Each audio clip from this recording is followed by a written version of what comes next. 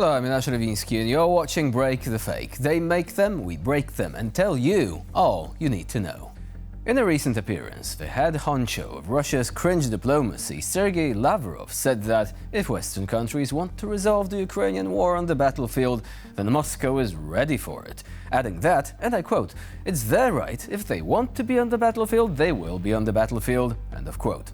Early in his career, Lavrov, more inadvertent comedian than diplomat, was affiliated with the Communist Party of the Soviet Union. He's been serving in his current post since the 9th of March 2009, so at least no Liz Truss versus lettuce style memes for this guy, I guess.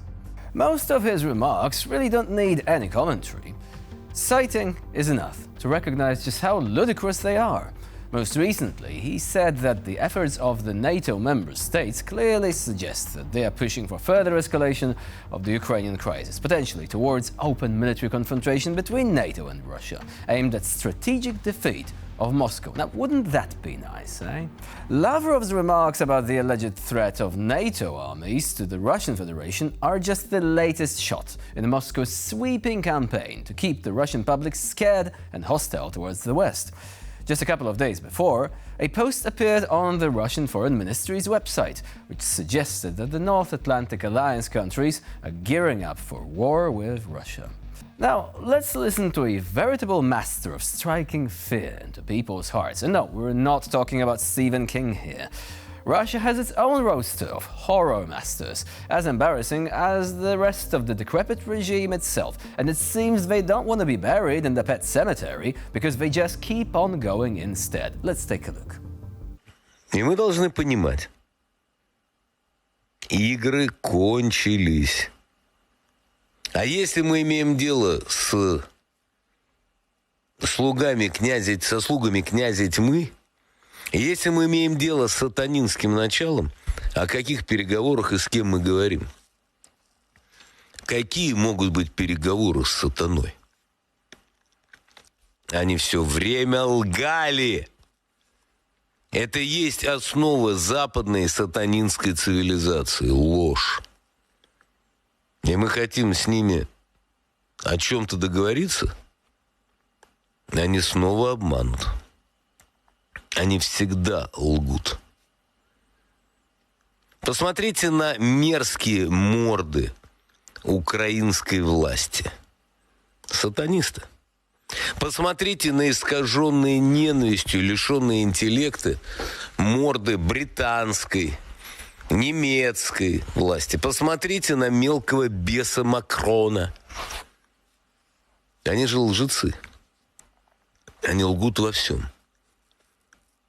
Ни одному их слову верить нельзя. Никакие переговоры с ними невозможны. Необходима победа на фронте. Я еще раз повторю. Необходимо активно работать среди верующих в Западной Европе и в Соединенных Штатах Америки, объясняя им, что Россия не враг, что Россия во многом за них ведет ту священную войну, которая в полный рост придет и на их территорию. Никто их не оставит в покое. Никто не даст им спокойно верить. Их будут низводить. Мы последние защитники христианства. И заметьте, как плечом к плечу с нами стоят наши братья-мусульмане. Очнитесь, люди. Очнитесь. Они нас называют орки. Они говорят, что мы Мордор, империя зла. Они лгут. Ибо их отец князь тьмы. Ложь их предназначение. Solovyov has once spoken to Alex Jones, and now it seems like this is where he's taking his inspiration from. There are demons everywhere. If he doesn't know how to talk to Satan, by the way, maybe he should have a conversation with an average Norwegian black metal band. Anyway, our old acquaintance, renowned for his cringe social media posts, Dmitry Medvedev, once the former president, now just a guy who provides us with a nearly non-stop stream of content to use here at Break the Fake, has now written that Russia's recent nuclear weapon drills were designed to train troops in reacting to threats outside of Ukraine. In some circumstances, Medvedev wrote in a social media post, Moscow's responses will be aimed not only at Kyiv and will involve not only conventional weapons, but other types of arms as well. Which, for the time being, must refer to weapons-grade cringe, judging by Medvedev's output. Reading it is like being hit by a blast wave of nonsense. Now, let's talk a little about Ukrainians hunting for Russians wherever the latter tend to be. On the 13th of May, Russian armor warehouses were hit, leading to multiple secondary detonations of the stored ordnance. Local media published a video from the place of arrival of the said missiles. Let's take a look at this.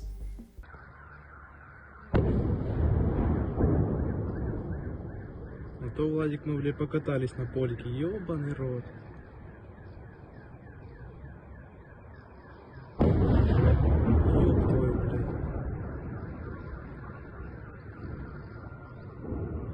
Мама, мне страшно. Пизда Айкос назвоняла, парень.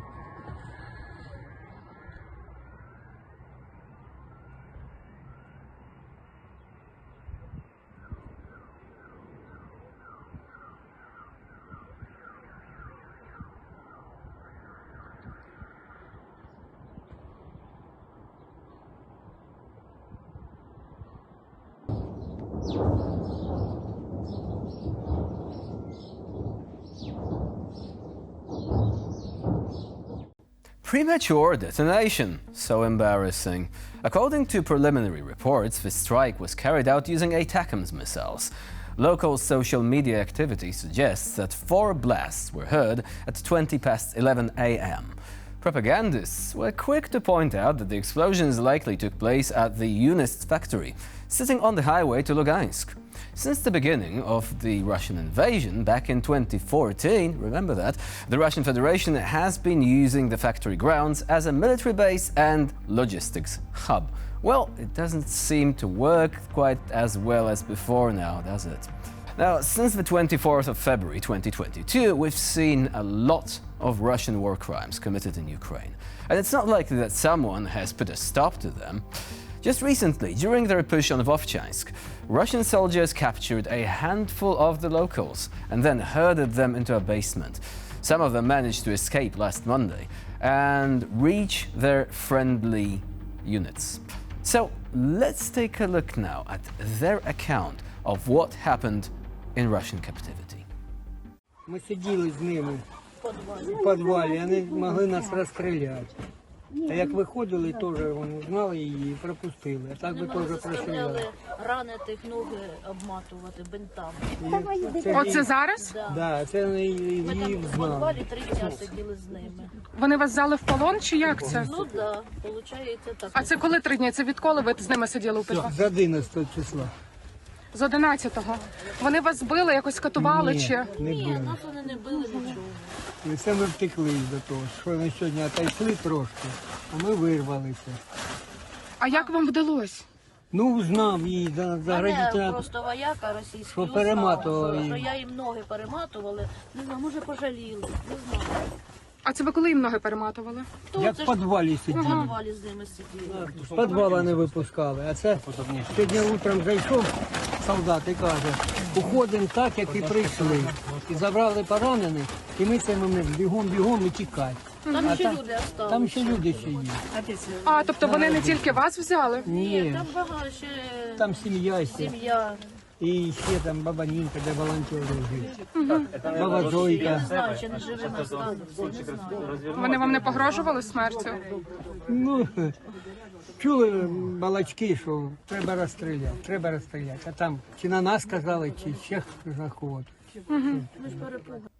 So according to the escapees, during their stay in the basement, they heard their captors discussing shooting civilians. They were also coerced into providing the Russians with medical assistance. Ukrainian prosecutors have already opened an investigation into potential instances of unlawful civilian capture. And if that's what the Russians are doing while invading, just imagine what they are doing to people in lands they're already occupying.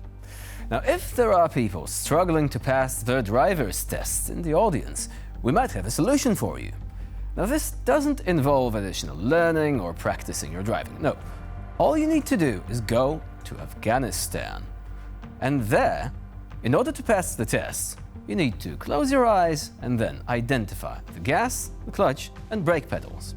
And also point out where the gear shift stick is located. That's it.